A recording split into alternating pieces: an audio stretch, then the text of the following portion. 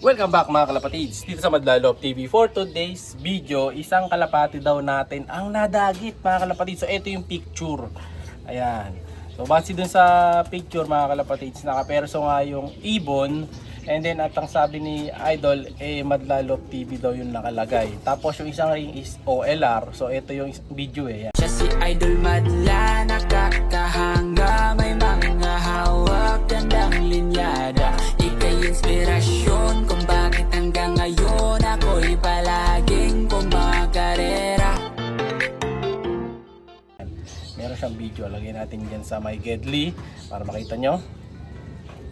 No, so ayan nga yung kalapate. Pero sabi ko nga sa kanya guys sa screenshot, hindi sa akin yung ibon na yon mga kalapate. Hindi ko alam kung bakit Madlalop TV yung nakalagay doon. So siguro isa sa mga ano natin yun, mga kalapatids na fan natin na nanonood dito sa YouTube or sa Facebook, no? At pinangalan niya sa atin yung ibon niya, naka-perso. Tapos naka one low price pa. Doon ako nagtataka bakit naka one low price. Ang nasasalihan pa lang naman natin na one low price is yung EDL OLR. Tapos hindi ganyan yung kulay ng ring ng EDL OLR. No? Hindi ko nasasabihin kung ano yun. Kasi baka nanonood pala siya, baka gayahin niya pa yung ring nun. Pero wala na, matagal na yun mga kalapatids eh. Since ano pa yun, halos 2022 ba yun? 2023. So matagal na yun. So kaya hindi talaga sa akin yung ibon. Nadagit daw yan sabi sa May Bataan. Kaya pala may nag-chat sa akin, Idol, nadagit namin yung ibon na sa May Bataan. Tapos tataka ako, sinong ibon yun? Kasi iniisip ko baka yung mga EDL OLR ko na dati. Kasi yung mga huli natin sali sa OLR mga kalabit. Yung una, yung hindi tayo pinalad, nadali tayo sa last lap, yung sinaya natin na na ibon doon. Ang entry ko doon is 3. So umabot sa dulo yung dalawa kasi yung dalawa ay na pinalad sa last lap. No?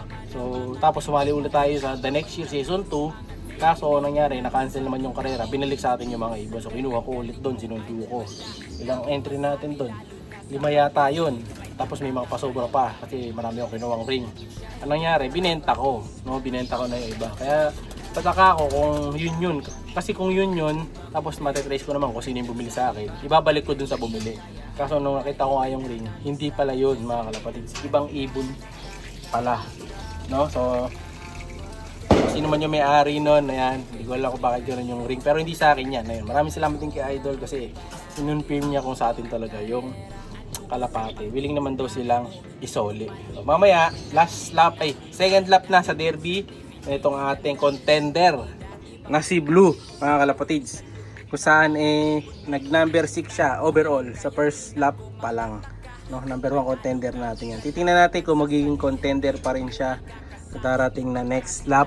Ayan, medyo mas malayo na ng konti yung next lap natin. Sana makatagusto sa dulo mga kalapatids. Ganda pa naman ng katawan nito. Ayan, oh. Makikita nyo naman sa body conformation niya, ang laki ng katawan nito mga kalapatids. Ayan, wag lang sanang malalambat or mahuhuli. Kasi pag nahuli, wala na. Tapos tayo dyan, pre. Pag nahuli siya. Pero hindi naman siguro, no? Kasi malakas yung ating kalapate. So ito, may itlog na rin yung iba dito. Sino ba yung may itlog na to? Si 17 mga kalapatids, meron siyang itlog ngayon. Ayan o, nagakot na siya. So, sana magamit niya yan para bumilis siya. Kasi sa Sabado, bukas, may sakay naman tayo bukas para dun sa The Good Boys. Ito yung schedule nun. Ayan.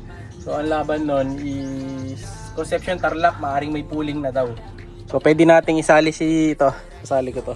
Ang problema, 3 ibon nating isasali. Ay 4 sila, pa isa. Kaya ang hirap mamili. So 4 ang i-entry natin.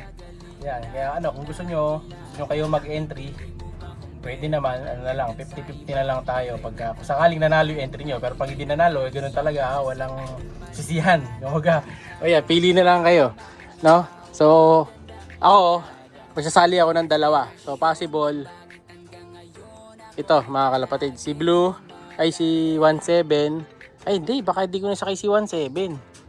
Depende kung sino asawa niyan, no? So abangan nyo, i-chat nyo na lang ako sa page kung sakali pagka-upload ng video natin. Agahan natin ang upload nito mamaya. Para kung may gustong magpa-entry, pwede kasi 4 sila eh. Ang entry ko lang 2, may 2 pang matitira, no? So yun ang plano. So possible sa akin, lahat naman to mabilis pero hindi kasi sila hindi sila Kunyari, hindi puro si Violet. Minsan nag-uunahan sila, nagsasalit-salit. Kaya di ako sure. Kita nyo nakaraan ito. Third pick ko lang to. Pero ito yung nauna nakaraan. Dun sa mid toss. Ang in-entry ko sa winner take all dyan, si Blue. Pero wala, hindi pala siya mauna. Siya paling kulilat. Ayan, so pwede naman ganun. Alam nyo na, sinabi ko na sa inyo yung diskarte. PM na lang mga kalapatids. No? So ngayon, magti-training kasi ako ng mga naka-tape. No? Punta na natin sila dito sa kabila. Dahil dalawa na lang din yun. Wala na yung iba natin pa yung tape, di ba? Nakakain ng sawa. Tara. First time tape ng mga bago nating Warriors mga kalapatids. Ito mga itim ko, yung ating Bandy Merwe Cross One Tie. Mga kapatid ni Kobe to sa nanay. Tingnan natin kung di maglilikot. Ayan, ito na yung matagal natin hinihintay. Na-delay yung training nito eh.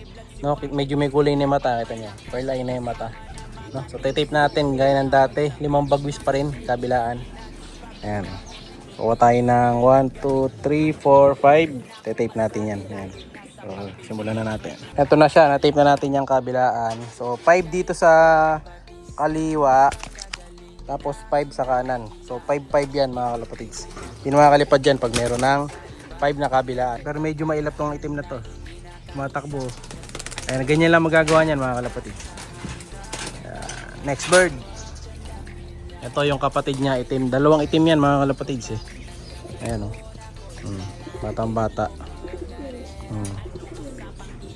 Yan o. So, pero kung gusto nyo avail to, pwede rin. Kaso hindi nyo na matuturuan to kapag umabot pa ng 1 week. Kasi ito na yung final viewing nila sa atin eh.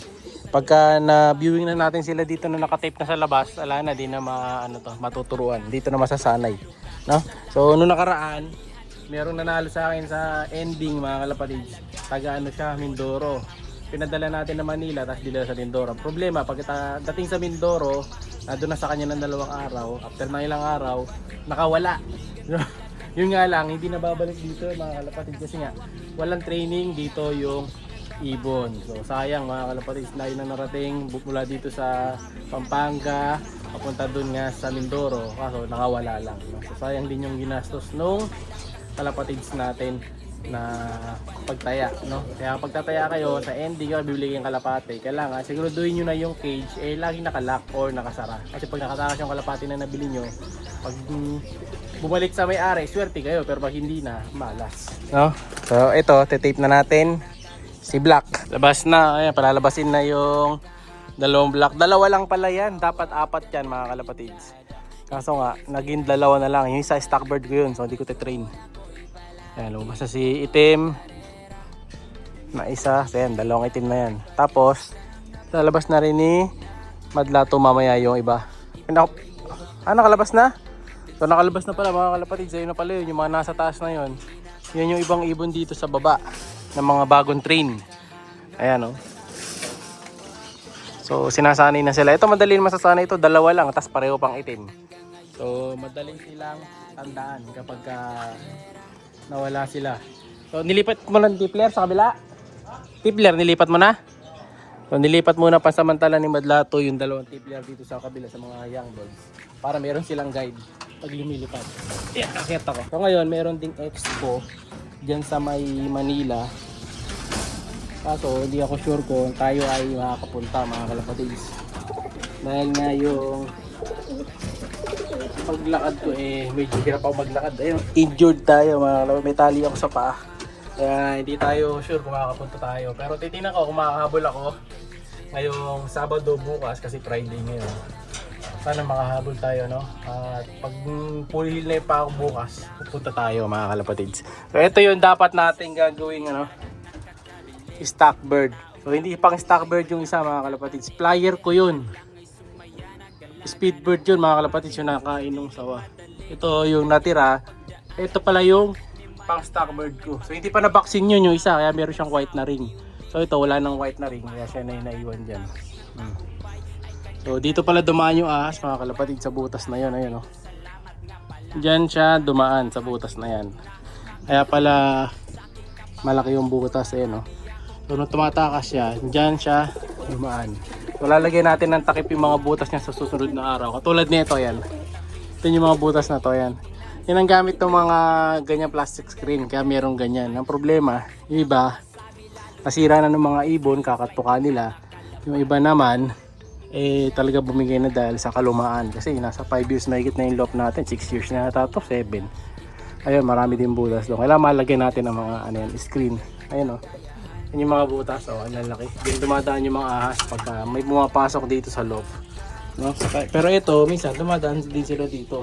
Pero lately, napansin ko, dumadaan talaga yung mga sawa dito sa kabila, mga kalapatids. So, kita-kits tayo bukas sa Expo, Sabado kung sakali na makapunta ako. Pero hindi pa sure, i-update ko lang kayo sa FB natin. Popost ko doon yung update. No? Tayo naman mga kalapatids. Like and subscribe. Ingat! Siya'y kalapatistang napakagaling na kinakilala.